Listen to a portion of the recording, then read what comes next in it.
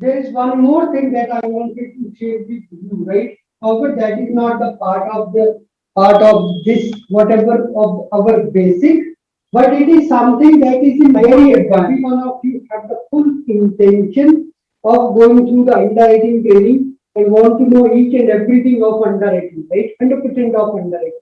But still, I wanted to give you an advantage. I'm going to show you the entire process of underwriting, not about the basics, not about the right now.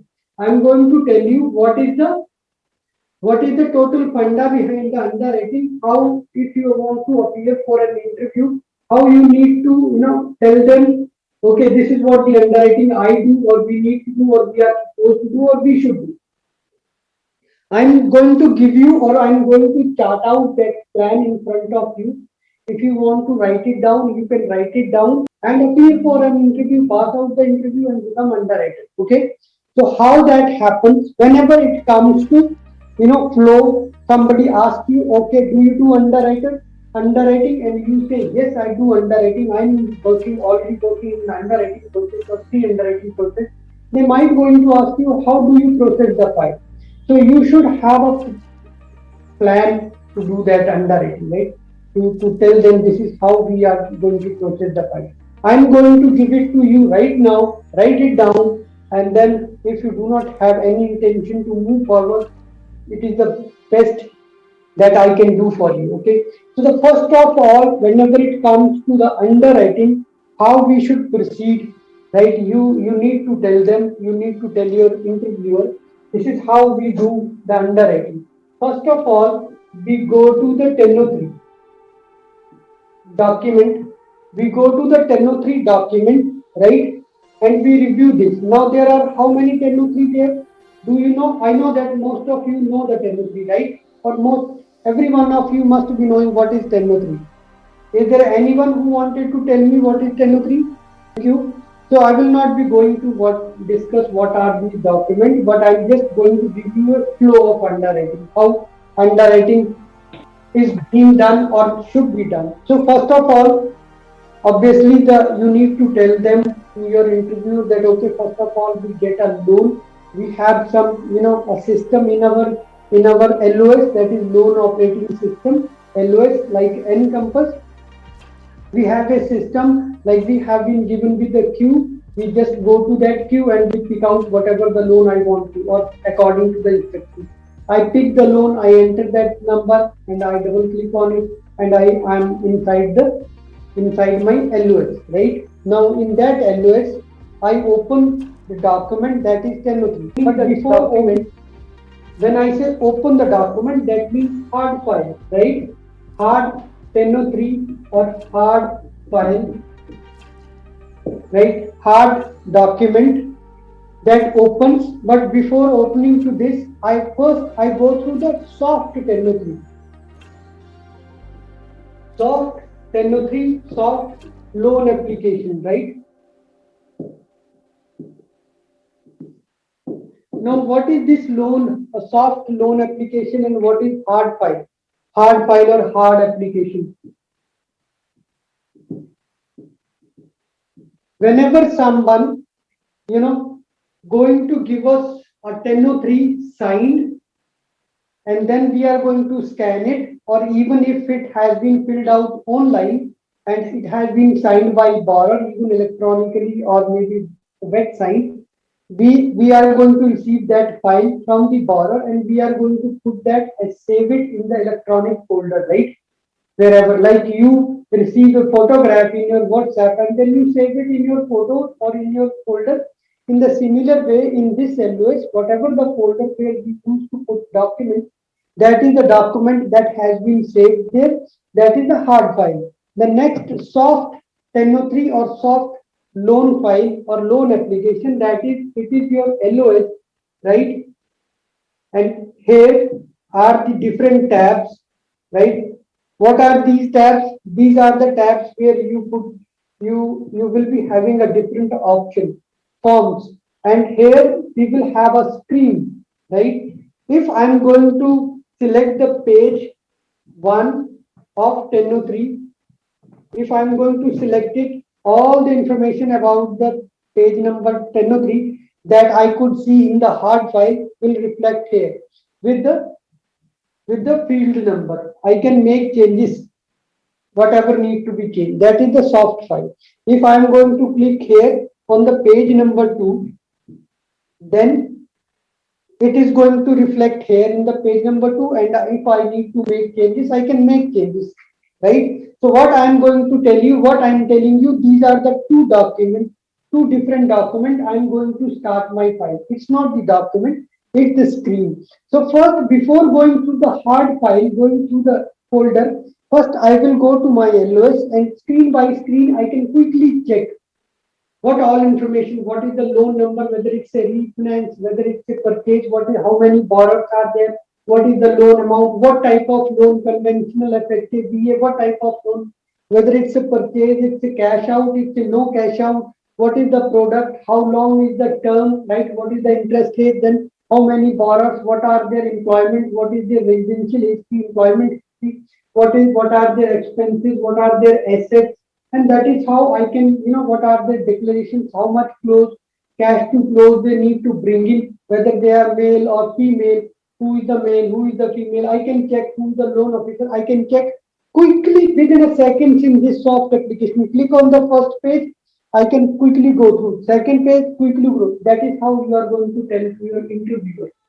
See, this is how I start my file. First, I go to the soft application, all the pages of the 1003, and then I get an overview of the what is going to happen in front of me, how the file is going to behave, what kind of document I will be receiving, or will I need to review the document. That is how the first step need to be done. First, I go through. Suppose I'm giving an interview to you guys. Okay, so this is how I complete the underwriting. I go through this soft application, get an overview, open the file initial 1003, right? I open the application, and then I go through that one also, and then see if there are any changes done in this soft file, because it was the first application that borrower sent us. That time he or she might not be knowing what loan amount they needed. So at that time they might have wrote 100,000. But now after 2-3 weeks they changed, they need more loan amount, they might have changed the loan amount. So that is good. So I can at least get to know, okay, this was initially they sent us the information, and I as per this soft application, I could see there are changes that those have been done. So this is what my first step. Are you guys with me? Is there anyone? Sir, just quite confused with this soft application. Okay. So soft application, when I say soft application, first of the thing I have a platform. If I'm going to ask any one of you, okay, change the loan amount in 1003, what you would do? How to change the loan amount? We will go to the LOS, and there will be a loan amount field, loan amount, and this is the field. Here I'm going to make the changes. So whatever the LOS I'm using, there are different pages, right?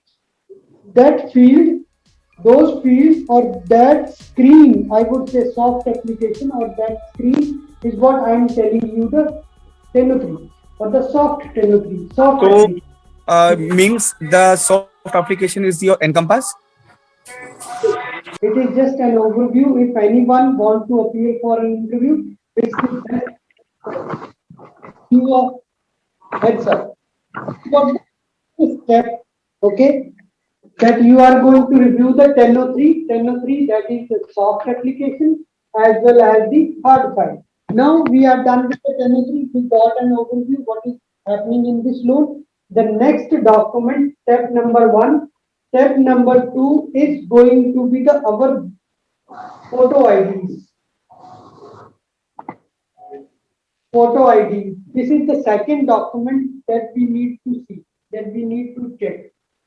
We need to see the borrower name. We need to see the borrower, date of birth and borrower current address. These three things could be verified with the loan application.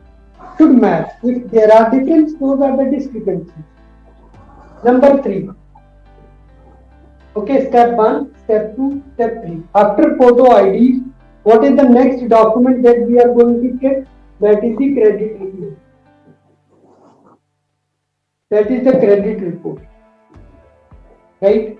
And credit report, we say the first C of underwriting. First C of underwriting. Okay. Number 4. What is the number 4 document? Income. Now when I say income, what we need to see in income? That is the capacity, right? Okay, that is the capacity. So when it say capacity, it's the second C of underwriting. Number 5, that is the next step. We are going to see review the asset. What is the asset? Capital, right? What is the capital? The third C of underwriting. Number 6, please put your phone on mute. Number 6, then asset. These are the 3 C. Number 4, appraisal. That is the collateral. 4th C. Now you got the idea what are the 4 C's? Credit, capacity, capital and collateral. These are the 4 C's. But when it comes to underwriting, what we do? We review the credit report, income, then we move to asset, we go to appraisal. Now, how these need to be reviewed, that is going to come later, right? But this is what we are going to do. Now, the best thing is, if you are not really or you do not have an idea about the appraisal, no issue. You can tell them, I'm only in the credit underwriting. I'm not doing the collateral part. And that is also happens mostly in the pre-underwriting. Pre-underwriting is not supposed to do any collateral review. They only stick to the credit, income and asset part. So you go through the 1003 photo ID, then tell them, next we go to credit report. We check the credit report, you can make out whatever needs to be checked there. Then income, once income is done, income calculation is done, we got to know what is the income, then we can, calculate different ratios, those are DTI, debt to income ratios, and then we move to asset. We check whether borrower need any asset, any cash to flow, and then we go through the asset. According to that, we compare whether whatever the cash to flows required, is that available in the borrower bank statement or not. And we will, if you know about what are those bank statements, those need to be considered, you can tell all that information, and then you can skip that. Okay, since I am working in pre-underwriting or credit underwriting only, we are not supposed to go through the appraisal.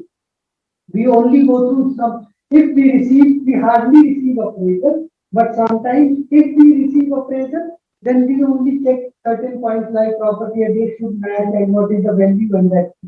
And we see that all appraisal should be completed. That is only we check, but that hardly comes to our side. Till now, everything is clear.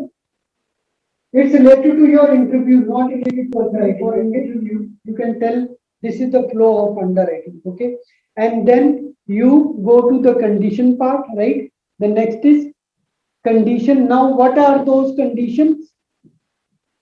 Conditions means whatever the discrepancies we found in all these steps, those are the discrepancies, and what we are going to ask against those discrepancies. What we do? We do all this analysis on an Excel worksheet, and on that Excel worksheet, after adding all the conditions, right, we take a printout of that Excel worksheet and upload to the envelope, right, and then we write an email or we can notify in the end of the report that this file has been completed from our end. Then it goes to the second underwriter, to the client. They do the full, underwriting decision or they approve the file. But this is what we used to do as an initial underwriter, as a pre-underwriter. This is the only thing. How we conclude? We go through all the documents, do all the calculations, we analyze the entire file, and then we conclude everything in the conditions, take a printout and upload into the file and send a report to our PM, our manager, that this file is done. That is what the underwriting shows. You can tell to anyone whenever you are appearing for an interview. Is that fine? Is that correct? Or this is what the foundation of underwriting. I still feel that at least this is something that going to help you out. Okay.